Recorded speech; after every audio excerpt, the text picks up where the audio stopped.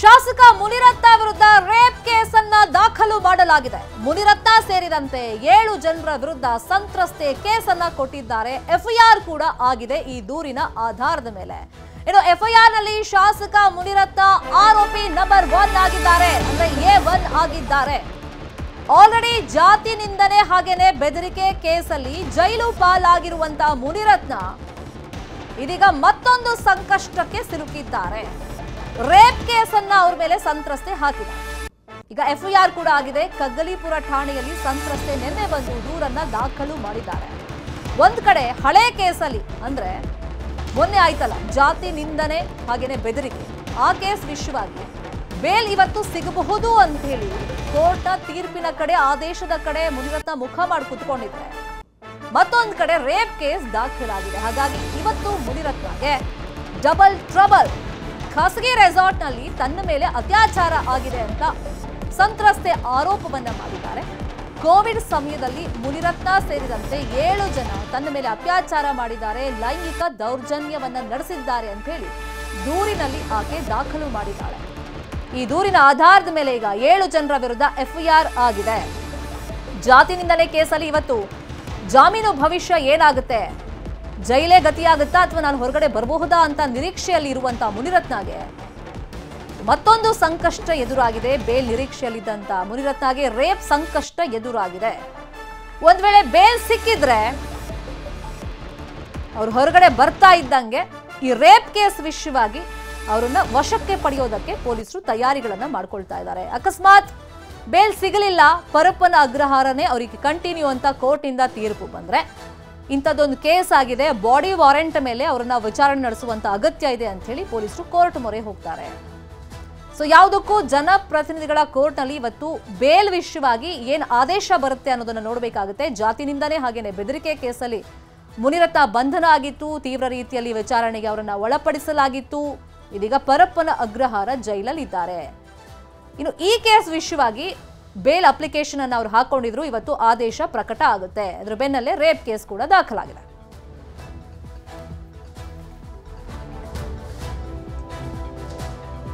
ಇದೇ ವಿಚಾರವಾಗಿ ಇನ್ನಷ್ಟು ಡೀಟೇಲ್ ಆಗಿ ಇನ್ಫಾರ್ಮೇಶನ್ ಕೊಡೋದಕ್ಕೆ ನೇರ ಸಂಪರ್ಕದಲ್ಲಿ ಕನೆಕ್ಟ್ ಆಗಿದ್ದಾರೆ ನಮ್ಮ ರಿಪೋರ್ಟರ್ ಮಂಜು ಆರ್ಯ. ಒಂದಾದ್ಮೇಲೆ ಒಂದು ಕೇಸ್ ದಾಖಲಾಗುತ್ತೆ ಅಂತ ಹೇಳಿದ ಮೇಲೆ ಸಹಜವಾಗಿ ಒಂದಿಷ್ಟು ಪ್ರಶ್ನೆಗಳು, ಸಂಶಯಗಳು ಉದ್ಭವ ಆಗುತ್ತೆ. ಆ ಥರದ್ದೇನಾದ್ರೂ ಪಿತೂರಿ, ದ್ವೇಷದ ಬಗ್ಗೆ ಏನಾದ್ರೂ ಚರ್ಚೆಗಳು ರಾಜಕೀಯ ವಲಯದಲ್ಲಿ ನಡೀತಾ ಇದೆಯಾ? ಇನ್ನೊಂದು ಕಡೆ ಇವತ್ತು ಜಾತಿ ನಿಂದನೆ ಕೇಸಲ್ಲಿ ಬೇಲ್ ನಿರೀಕ್ಷೆಯಲ್ಲಿ ಮುನಿರತ್ನ ಇದ್ರು. ಅಕಸ್ಮಾತ್ ಬೇಲ್ ಸಿಕ್ಕರೆ ಏನಾಗುತ್ತೆ, ಸಿಗದಿದ್ರೆ ಏನಾಗುತ್ತೆ ರೇಪ್ ಕೇಸ್ ಆಗಿರೋದ್ರಿಂದ? ಶರ್ಮಿತಾ, ಮುನಿರತ್ನ ವಿರುದ್ಧವಾಗಿ ಸಾಲು ದೂರುಗಳು ಈಗಾಗಲೇ ದಾಖಲಾಗ್ತಿರುವಂತದ್ದು. ವೈಯಾಲಿ ಕವಲ್ ಪೊಲೀಸ್ ಸ್ಟೇಷನ್ ಅಲ್ಲಿ 2 ಎಫ್ಐಆರ್ ಆಗಿತ್ತು. ಆ ಒಂದು 2 ಎಫ್ಐಆರ್ ನ ಸಂಬಂಧವಾಗಿ ಕೂಡ ಅಷ್ಟೇ ಪೊಲೀಸರು ಅರೆಸ್ಟ್ ಅನ್ನ ಮಾಡಿಕೊಂಡು ಪರಪ್ಪನ ಅಗ್ರಹಾರ ಜೈಲ್ಗೆ ಕಳಿಸ್ಕೊಟ್ಟಿದ್ರು. ಮತ್ತೊಂದು ಕಡೆ ಜಾಮೀನನ್ನ ಕೋರಿ ಜನಪ್ರತಿನಿಧಿಗಳ ವಿಶೇಷ ನ್ಯಾಯಾಲಯಕ್ಕೆ ಒಂದು ಅರ್ಜಿಯನ್ನು ಕೂಡ ಸಲ್ಲಿಕೆಯನ್ನ ಮಾಡಿದ್ರು. ನಿನ್ನೆ ವಾದ ಮತ್ತು ಪ್ರತಿವಾದ ಎರಡೂ ಕೂಡ ಆದಂತಹ ಬಳಿಕ ಇವತ್ತಿಗೆ ಆದೇಶವನ್ನ ಕಾಯ್ದಿರಿಸಿದ್ದಾರೆ. ಇದಾದಂತಹ ಬೆನ್ನಲ್ಲೇ ನಿನ್ನೆ ರಾತ್ರಿ ಕಗ್ಲಿಪುರ ಪೊಲೀಸ್ ಸ್ಟೇಷನ್ ಅಲ್ಲಿ ಮುನಿರತ್ನ ವಿರುದ್ಧವಾಗಿ ಅತ್ಯಾಚಾರ ಪ್ರಕರಣ ಕೂಡ ದಾಖಲಾಗಿರುವಂತದ್ದು. ಮುನಿರತ್ನ ಸೇರಿದಂತೆ ಒಟ್ಟು 7 ಜನರು ಅತ್ಯಾಚಾರವನ್ನ ನಡೆಸಿದ್ದಾರೆ ಅನ್ನುವಂಥದ್ದನ್ನ ಆರೋಪಿಸಿ ಸಂತ್ರಸ್ತೆ ಒಬ್ಬಗೆ ಕಗ್ಲಿಪುರ ಪೊಲೀಸ್ ಸ್ಟೇಷನ್ಗೆ ನಿನ್ನೆ ಮಿಡ್ ನೈಟ್ ನಲ್ಲಿ ಹೋಗಿ ಒಂದು ದೂರನ್ನ ಕೊಡ್ತಾರೆ. ದೂರಿನನ್ವಯ ಪೊಲೀಸರಿಗಾಗಲೇ ಎಫ್ಐಆರ್ ಅನ್ನು ದಾಖಲು ಮಾಡಿಕೊಂಡಿದ್ದಾರೆ. ದೂರಿನ ಆ ಒಂದು ಎಫ್ಐಆರ್ ನಲ್ಲಿ ಶಾಸಕ ಮುನಿರತ್ನ ಅವರನ್ನ A1 ಕೂಡ ಮಾಡಿರುವಂತದ್ದು. ಅದು ಕೂಡ ಅಷ್ಟೇ ಕೇವಲ 1-2 ಅಲ್ಲ, ಹಲವಾರು ಸ್ಥಳಗಳಲ್ಲಿ ಅತ್ಯಾಚಾರವನ್ನ ಮಾಡಿದ್ದಾರೆ ಅನ್ನುವಂಥದ್ದನ್ನ ಆ ಒಂದು ಸಂತ್ರಸ್ತೆ ದೂರಿನಲ್ಲಿ ಉಲ್ಲೇಖವನ್ನ ಮಾಡಿದರೆ, ಒಂದು ಲೈಂಗಿಕ ದೌರ್ಜನ್ಯದ ಜೊತೆಗೆ ಅತ್ಯಾಚಾರ ಮತ್ತು ತನಗೆ ಇಚ್ಛೆ ಇಲ್ಲದ ರೀತಿಯಲ್ಲಿ ಒಂದಷ್ಟು ವಿಡಿಯೋಗಳನ್ನು ಕೂಡ ಅಷ್ಟೇ ಚಿತ್ರೀಕರಣ ಮಾಡಿಕೊಂಡು ಬ್ಲಾಕ್ ಮೇಲ್ ಅನ್ನ ಮಾಡ್ತಿದ್ದಾರೆ ಅನ್ನುವಂಥದ್ದನ್ನ ಬಹಳ ಸೀರಿಯಸ್ ಆಗಿ ಪರಿಗಣಿಸಿರುವಂತಹ ಪೊಲೀಸರು ಈಗಾಗಲೇ ಇನ್ವೆಸ್ಟಿಗೇಷನ್ ಅನ್ನು ಕೂಡ ಶುರು ಮಾಡ್ಕೊಂಡಿದ್ದಾರೆ. ನಿನ್ನೆ ತಡರಾತ್ರಿವರೆಗೂ ಕೂಡ ಅಷ್ಟೇ ಸಂತ್ರಸ್ತೆಯಿಂದ ಈಗಾಗಲೇ ಹೇಳಿಕೆಗಳನ್ನ ದಾಖಲು ಮಾಡ್ಕೊಂಡಿದ್ದಾರೆ. ಹೇಳಿಕೆ ದಾಖಲಾದಂತಹ ಬಳಿಕ ಇವತ್ತು ಸಂತ್ರಸ್ತೆಯನ್ನ ಕರೆದೊಯ್ದು ಮಹಾಜರು ಪ್ರಕ್ರಿಯೆಯನ್ನು ಕೂಡ ಅಷ್ಟೇ ಬಹುತೇಕ ಮಾಡೋದಕ್ಕೆ ಪೊಲೀಸರು ಸಿದ್ಧತೆಯನ್ನ ಮಾಡ್ಕೊಂತಿದ್ದಾರೆ.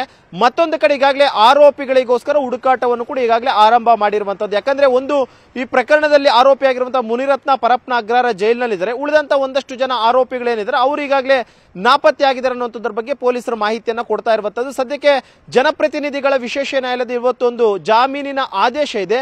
ಒಂದು ವೇಳೆ ಏನಾದ್ರೂ ಜಾತಿ ನಿಂದನೆಯ ಪ್ರಕರಣದಲ್ಲಿ ಮುನಿರತ್ನಗೆ ಏನಾದ್ರೂ ಇವತ್ತು ಜಾಮೀನು ಸಿಕ್ಕಿದ್ರೆ ಇಮಿಡಿಯೇಟ್ ಆಗಿ ಕಗ್ಗಲೀಪುರ ಪೊಲೀಸರು ಪರಪ್ಪನ ಅಗ್ರಹಾರಕ್ಕೆ ಹೋಗಿ ಅವರನ್ನ ಅರೆಸ್ಟ್ ಮಾಡ್ಕೊಳ್ಳೋದಕ್ಕೂ ಕೂಡ ತಯಾರಿಗಳನ್ನ ಮಾಡ್ಕೊಂಡಿದ್ದಾರೆ.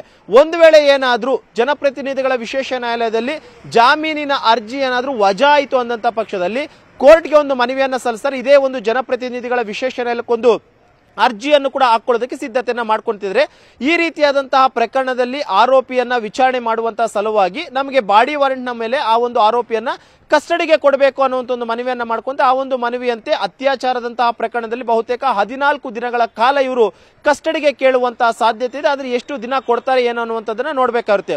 ಒಟ್ಟಾರೆಯಾಗಿ ಇವತ್ತು ಬೆಳಿಗ್ಗೆ 11ರಿಂದ 11:15 ಟೈಮ್ಗೆ ಮುನಿರತ್ನ ಅವರ ಭವಿಷ್ಯ ಏನು ಅನ್ನುವಂಥದ್ರ ಬಗ್ಗೆ ನಿರ್ಧಾರ ಆಗುತ್ತೆ. ಯಾಕಂದ್ರೆ ಜನಪ್ರತಿನಿಧಿಗಳ ವಿಶೇಷ ನ್ಯಾಯಾಲಯದ ಆದೇಶವೂ ಕೂಡ ಅಷ್ಟೇ ಅದೇ ಟೈಮ್ಗೆ ಇರುವಂತಹದ್ದು. 11:15 ಬಳಿಕ ಕಗ್ಲಿಪುರ ಪೊಲೀಸರ ನಡೆ ಏನು ಅನ್ನುವಂಥದ್ರ ಬಗ್ಗೆ ಕೂಡ ಅಷ್ಟೇ ಕ್ಲಾರಿಟಿ ಒಂದು ಸಿಗುತ್ತೆ. ಶರ್ಮಿತಾ, ಮಂಜು ಆರ್ಯ, ಈಗ ಜಾತಿ ನಿಂದನೆ ಕೇಸಲ್ಲಿ, ಬೆದರಿಕೆ ಕೇಸಲ್ಲಿ ವಿಚಾರಣೆಯನ್ನ ಮಾಡಿದ್ದಾಗಿದೆ. ಪರಪ್ಪನ ಅಗ್ರಹಾರ ಜೈಲಲ್ಲಿ ಮುನಿರತ್ನ ಇದ್ರು. ಈ ಕಾನೂನು ಪ್ರಕ್ರಿಯೆಗಳಂದ್ರೆ ಮೆಡಿಕಲ್ ಟೆಸ್ಟ್ ಅದಕ್ಕೆಲ್ಲ ಒಳಪಡಿಸಿನೇ ವಿಚಾರಣೆಯನ್ನ ಮಾಡಿದ್ದು. ಈಗ ರೇಪ್ ಕೇಸ್ ಆಗಿರೋದ್ರಿಂದ ಮತ್ತೆ ಅದರದ್ದೇ ರೀತಿಯಲ್ಲಿ ಒಂದಿಷ್ಟು ಪ್ರಕ್ರಿಯೆಗಳಿರುತ್ತೆ. ಅದು ಯಾವ ತರ ನಡೀತಾ ಹೋಗುತ್ತೆ? ಶರ್ಮಿತಾ, ಇಲ್ಲಿ ಜಾತಿ ನಿಂದನೆ ಪ್ರಕರಣಕ್ಕೆ ಸಂಬಂಧಪಟ್ಟಂತೆ ನಾರ್ಮಲ್ ಆಗಿ ಮೆಡಿಕಲ್ ಚೆಕ್ ನ ಇಲ್ಲಿನ ವಯಲಿ ಕೌಲ್ ಪೊಲೀಸರು ಮಾಡಿದ್ರು. ಈಗ ಕಗ್ಲಿಪುರ ಪೊಲೀಸ್ ಠಾಣೆಯಲ್ಲಿ ಒಂದು ಪ್ರತ್ಯೇಕ ಎಫ್ಐಆರ್ ಆಗಿರುವಂತಹ ಹಿನ್ನೆಲೆಯಲ್ಲಿ ಇವತ್ತು ಬಹುತೇಕ ಕಗ್ಲಿಪುರ ಪೊಲೀಸರು ಅವರನ್ನ ಕಸ್ಟಡಿಗೆ ಪಡೆಯುವಂತ ಸಾಧ್ಯತೆ. ಒಂದು ವೇಳೆ ಬೇಲ್ ಆದ್ರೂ ಕೂಡ ಅಷ್ಟು ಅರೆಸ್ಟ್ ಮಾಡ್ಕೊಳ್ತಾರೆ. ಬೇಲ್ ಆಗಿಲ್ಲ ಅಂತಂದ್ರೆ ಬಾಡಿ ವಾರೆಂಟ್ ಮೇಲೆ ಕಸ್ಟಡಿಗೆ ಪಡ್ಕೊಳ್ಳೋಕೆ ತಯಾರಿಗಳನ್ನು ಈಗಾಗಲೇ ಮಾಡ್ಕೊಂಡಿದ್ದಾರೆ. ಯಾಕಂದ್ರೆ ರಾಮನಗರ ಎಸ್ಪಿ ಅವರು ಕೂಡ ಅಷ್ಟೇ ಇದರ ಬಗ್ಗೆ ಈಗಾಗಲೇ ತನಿಖಾಧಿಕಾರಿಗಳಿಗೆ ಒಂದು ಡೈರೆಕ್ಷನ್ಸ್ ಅನ್ನ ಕೊಟ್ಟಿದ್ದಾರೆ. ಈ ಒಂದು ಅತ್ಯಾಚಾರದಂತಹ ಪ್ರಕರಣದಲ್ಲಿ ಯಾವುದೇ ಓರ್ವ ಆರೋಪಿಯನ್ನ ಪೊಲೀಸರು ಅರೆಸ್ಟ್ ಮಾಡಿದಂತಹ ಬಳಿಕ ಮೊದಲನೇದಾಗಿ ಅವರನ್ನ ವೈದ್ಯಕೀಯ ಪರೀಕ್ಷೆಗೆ ಒಳಪಡಿಸ ಅಂದ್ರೆ ನಾರ್ಮಲ್ ಜನರಲ್ ಚೆಕ್ಅಪ್ ಅನ್ನ ಮಾಡ್ತಾರೆ. ಯಾವುದೇ ಒಬ್ಬ ಆರೋಪಿ ಪೊಲೀಸರ ಕಸ್ಟಡಿಯಲ್ಲಿ ಇರುವಂತಹ ಸಂದರ್ಭದಲ್ಲಿ ಆತನ ಆರೋಗ್ಯ ಯಾವ ರೀತಿಯಾಗಿತ್ತು ಅನ್ನುವಂಥದ್ದನ್ನ ತಿಳ್ಕೊಳ್ಳುವಂತ ನಿಟ್ಟಿನಲ್ಲಿ, ಯಾಕಂದ್ರೆ ನಾಳೆ ದಿನ ಕಸ್ಟಡಿ ಇದ್ದಂತ ಟೈಮ್ ನಲ್ಲಿ ಏನಾದ್ರೂ ಹೆಚ್ಚು ಕಮ್ಮಿ ಆಯ್ತು ಅಂತಂದ್ರೆ ಅದು ತನಿಖಾಧಿಕಾರಿಗಳ ಮೇಲೆ ಬರುತ್ತೆ ಅನ್ನೋ ಒಂದು ಕಾರಣಕ್ಕೋಸ್ಕರ ಆರೋಪಿಯನ್ನ ಮೊದಲನೇದಾಗಿ ಜನರಲ್ ಮೆಡಿಕಲ್ ಚೆಕ್ಅಪ್ ಅನ್ನ ಮಾಡಿಸ್ತಾರೆ. ಜನರಲ್ ಮೆಡಿಕಲ್ ಚೆಕ್ಅಪ್ ಆದಂತಹ ಬಳಿಕ ಆರೋಪಿಯಿಂದ ಹೇಳಿಕೆಗಳನ್ನ ದಾಖಲು ಮಾಡ್ಕೊಳ್ಳೋಕೆ ಮುಂದಾಗ್ತಾರೆ. ಇಲ್ಲಿ ಪ್ರಮುಖವಾಗಿ ಏನು ಸಂತ್ರಸ್ತೆ ದೂರನ್ನ ಕೊಟ್ಟಿದ್ದಾರೆ, ಆ ಒಂದು ದೂರಿನಲ್ಲಿ ಆಕೆ ಮೆನ್ಷನ್ ಮಾಡಿರುವಂತಹದ್ದು ಪದೇ ಪದೇ ನನಗೆ ವಿಡಿಯೋ ಕಾಲ್ಗಳನ್ನ ಮಾಡ್ತಿದ್ರು. ಇವರು ವಿಡಿಯೋ ಕಾಲ್ಗಳನ್ನ ಮಾಡುವಂತಹ ಮುಖಾಂತರವಾಗಿ ನನ್ನನ್ನ ಅಸಭ್ಯ ರೀತಿಯಲ್ಲಿ ಮಾತಾಡ್ತಾ ಇದ್ರು. ಇದಾದಂತ ಬಳಿಕ ನನ್ನ ರೆಸಾರ್ಟ್ಗೆ ಕರೀತಾರೆ. ರೆಸಾರ್ಟ್ ನಲ್ಲಿ ನನ್ನ ಮೇಲೆ ಅತ್ಯಾಚಾರವನ್ನ ಮಾಡ್ತಾರೆ. ಅತ್ಯಾಚಾರ ಮಾಡಿದಂತಹ ಸಂದರ್ಭದಲ್ಲಿ ಪ್ರತಿಯೊಂದನ್ನು ಕೂಡ ವಿಡಿಯೋ ಚಿತ್ರೀಕರಣವನ್ನ ಮಾಡ್ಕೊಂಡಿದ್ದಾರೆ. ಜೊತೆಗೆ ನನಗೆ ಇಷ್ಟ ಇಲ್ಲ ಅಂದ್ರೂ ಕೂಡ ನನ್ನ ಒಂದಷ್ಟು ಫೋಟೋಗಳನ್ನ ಅವರು ತಗೊಂಡಿದ್ದಾರೆ. ಇದೇ ಒಂದು ಫೋಟೋ ಮತ್ತು ವಿಡಿಯೋಗಳನ್ನ ಮುಂದಿಟ್ಕೊಂಡು ನನ್ನ ಮೇಲೆ ಇವರು ಬ್ಲಾಕ್ ಮೇಲ್ ಮಾಡುವಂತ ಕೆಲಸ ಮತ್ತು ನಾವು ಕರೆದಂತಹ ಸ್ಥಳಕ್ಕೆ ನೀನು ಬರಬೇಕು ಅನ್ನುವಂತ ಒಂದು ಬೆದರಿಕೆಯನ್ನು ಕೂಡ ಪದೇ ಪದೇ ಹಾಕ್ತಿದ್ರು ಅನ್ನುವಂಥದ್ದನ್ನ ಈಗಾಗಲೇ ಆಕೆ ಹೇಳಿಕೆ ಸಂದರ್ಭದಲ್ಲಿ ಕೊಟ್ಟಿದ್ದಾರೆ. ಇದಕ್ಕೆಲ್ಲದಕ್ಕೂ ಕೂಡ ಅಷ್ಟೇ ಆರೋಪಿಯಿಂದ ಹೇಳಿಕೆಗಳನ್ನ ಪಡ್ಕೊಳ್ಬೇಕಾಗಿರುತ್ತೆ. ಅಂದ್ರೆ ಯಾವ ಒಂದು ಟೈಮ್ ನಲ್ಲಿ ನೀವು ಕರಿತಿದ್ರಿ, ನೀವು ಅವರಿಗೆ ವಿಡಿಯೋ ಕಾಲ್ ಮಾಡ್ತಿದ್ರಿ ಅಂತಂದ್ರೆ ಆ ಒಂದು ವಿಡಿಯೋ ಕಾಲ್ ಮಾಡ್ತಿದ್ದಂತ ಮೊಬೈಲ್ ಯಾವುದು, ಈಗ ಪ್ರತಿಯೊಂದನ್ನು ಕೂಡ ಇನ್ವೆಸ್ಟಿಗೇಷನ್ ಅನ್ನ ಮಾಡ್ತಾರೆ. ಇನ್ವೆಸ್ಟಿಗೇಷನ್ ನ ಟೈಮ್ ನಲ್ಲಿ ಏನಾದ್ರೂ ಆರೋಪಿ ಪೊಲೀಸರ ತನಿಖೆಗೆ ಸರಿಯಾದ ರೀತಿಯಲ್ಲಿ ಸಹಕಾರವನ್ನ ಕೊಟ್ಟಿಲ್ಲ ಅನ್ನಂತ ಪಕ್ಷದಲ್ಲಿ ಏನು ಪೊಲೀಸ್ ಕಸ್ಟಡಿ ಅವಧಿ ಮುಗಿದಂತಹ ಬಳಿಕ ಮತ್ತೆ ನ್ಯಾಯಾಲಯಕ್ಕೆ ಒಂದು ಮನವಿಯನ್ನ ಮಾಡ್ಕೊಳ್ತಾರೆ. ಇಷ್ಟು ದಿನಗಳ ಕಾಲ ನೀವು ಪೊಲೀಸ್ ಕಸ್ಟಡಿ ಕೊಟ್ಟಿದ್ರಿ, ಪೊಲೀಸ್ ಕಸ್ಟಡಿಯ ಸಂದರ್ಭದಲ್ಲಿ ನಮ್ಮ ಹತ್ರ ಸಾಕ್ಷ್ಯಾಧಾರಗಳಿದ್ರೂ ಕೂಡ ಅಷ್ಟೇ ಆರೋಪಿ ಯಾವುದಕ್ಕೂ ಕೂಡ ಅಷ್ಟೇ ಸರಿಯಾದ ರೀತಿಯಲ್ಲಿ ನಮಗೆ ಸಹಕಾರವನ್ನ ಕೊಟ್ಟಿಲ್ಲ.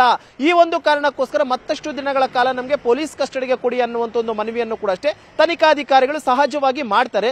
ಇಲ್ಲಿ ಪ್ರಮುಖವಾಗಿ ಅತ್ಯಾಚಾರ ಆಗಿರುವಂತಹ ಪ್ರಕರಣ ಆಗಂತ ಕಾರಣಕ್ಕೋಸ್ಕರ ಬಹಳ ಸೀರಿಯಸ್ ಆಗ್ತಾ ಅಂತಾರೆ. ಪ್ರತಿಯೊಂದು ಇನ್ವೆಸ್ಟಿಗೇಷನ್ ಮಾಡಬೇಕಾಗಿರುತ್ತೆ, ಸ್ಥಳ ಮಹಾಜರನ್ನ ಮಾಡಬೇಕಾಗಿರುತ್ತೆ. ಕೇವಲ ಸಂತ್ರಸ್ತೆಯನ್ನ ಕರ್ಕೊಂಡೋಗಿ ಸ್ಥಳ ಮಹಾಜರ್ ಅಷ್ಟೇ ಅಲ್ಲದೆ ಆರೋಪಿಯನ್ನು ಕೂಡ ಅಷ್ಟೇ ಕರ್ಕೊಂಡು ಹೋಗ್ತಾರೆ. ಯಾಕಂದ್ರೆ ಒಂದು ವೇಳೆ ಏನಾದ್ರೂ ಈಗಾಗಲೇ ಸಂತ್ರಸ್ತೆ ಕೊಟ್ಟಿರುವಂತಹ ದೂರಿನಲ್ಲಿ A1 ಆರೋಪಿಯ ಗೋಡೌನ್ ನಲ್ಲಿಯೂ ಕೂಡ ಅಷ್ಟೇ ಅತ್ಯಾಚಾರವನ್ನ ಮಾಡಿದ್ದಾರೆ. ಅಂದ್ರೆ ಮುನಿರತ್ನ ಅವರ ಸಂಬಂಧಪಟ್ಟಂತಹ ಗೋಡೌನ್ ಅನ್ನು ಕೂಡ ಅಷ್ಟೇ ಮುನಿರತ್ನ ಅವ್ರನ್ನ ಕರ್ಕೊಂಡೋಗಿ ಮಹಾಜರ ಮಾಡಬೇಕಾಗಿರುತ್ತೆ. ಯಾಕಂದ್ರೆ ಎಲ್ಲಿ ನೀವು ಅವರನ್ನ ಅತ್ಯಾಚಾರವನ್ನ ಮಾಡಿದ್ರಿ ಅಂತ ಹೇಳ್ಬಿಟ್ಟು ರೆಸಾರ್ಟ್ ನಲ್ಲಿಯೂ ಕೂಡ ಅಷ್ಟೇ ಮುನಿರತ್ನ ಅವ್ರನ್ನ ಕರ್ಕೊಂಡೋಗಿ ಒಂದು ಮಹಾಜರ ಮಾಡಬೇಕಾಗಿರುತ್ತೆ. ಯಾಕಂದ್ರೆ ಮುನಿರತ್ನ ಅವರು ರೆಸಾರ್ಟ್ ನಲ್ಲಿದ್ದು ಅಲ್ಲಿಗೆ ನನ್ನನ್ನು ಕರೆದಿದ್ರು ಅನ್ನುವಂಥದ್ದನ್ನು ಕೂಡ ಈಗಾಗಲೇ ಆಕೆ ಸ್ಟೇಟ್ಮೆಂಟ್ ಅನ್ನ ಕೊಟ್ಟಿದ್ದಾರೆ.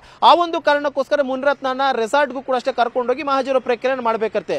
ಇಲ್ಲಿ ಪ್ರಮುಖವಾಗಿ ಸಂತ್ರಸ್ತೆ ಯಾವ ಸ್ಥಳದಲ್ಲಿ ಮುನಿರತ್ನ ಅವರು ಪ್ರೆಸೆನ್ಸ್ ಇದ್ರು ಅಂತ ಏನಾದ್ರೂ ಸ್ಟೇಟ್ಮೆಂಟ್ ಕೊಟ್ಟಿದ್ರೆ ಆ ಒಂದು ಪ್ರತಿಯೊಂದು ಸ್ಥಳದಲ್ಲೂ ಹೋಗಿ ಮಹಾಜರು ಪ್ರಕ್ರಿಯೆಗಳನ್ನು ಕೂಡ ಕಂಪ್ಲೀಟ್ ಮಾಡ್ಕೊಳ್ಬೇಕಾಗುತ್ತೆ. ಈ ಒಂದು ಕಾರಣಕ್ಕೋಸ್ಕರ ಅತಿ ಹೆಚ್ಚಿನ ದಿನಗಳ ಕಾಲ ಪೊಲೀಸ್ ಕಸ್ಟಡಿಗೆ ಕೇಳುವಂತಹ ಸಾಧ್ಯತೆಗಳು ಹೆಚ್ಚಾಗಿದೆ. ಶರ್ಮಿತಾ, ಕಾದ್ ನೋಡೋಣ ಏನೆಲ್ಲ ಬೆಳವಣಿಗೆ ಆಗುತ್ತೆ. ಥ್ಯಾಂಕ್ ಯು ಸೋ ಮಚ್ ಮಂಜು ಆರ್ಯ, ಈ ಕ್ಷಣದ ಅಪ್ಡೇಟ್ಸ್ ಅನ್ನ ಕೊಟ್ಟಿದ್ದಕ್ಕೋಸ್ಕರ. ಕನ್ನಡಿಗರ ಮೆಚ್ಚಿನ ನಿಮ್ಮ ನ್ಯೂಸ್ 18 ಕನ್ನಡ ಈಗ ವಾಟ್ಸ್ಆಪ್ ನಲ್ಲಿಯೂ ಲಭ್ಯ. ಕರ್ನಾಟಕ ಮತ್ತು ದೇಶ ವಿದೇಶದ 360 ಡಿಗ್ರಿ ಸುದ್ದಿ ವಿವರವನ್ನ ನೀವು ನಿಮ್ಮ ಕೈ ಬೆರಳುಗಳಲ್ಲಿಯೇ ಪಡೆಯೋದಿಕ್ಕೆ ಈ QR ಕೋಡ್ ಅನ್ನ ಸ್ಕ್ಯಾನ್ ಮಾಡಿ. ನಮ್ಮ ಚಾನೆಲ್ ಅನ್ನ ಫಾಲೋ ಮಾಡಿ, ನೋಟಿಫಿಕೇಶನ್ ಆನ್ ಮಾಡಿ.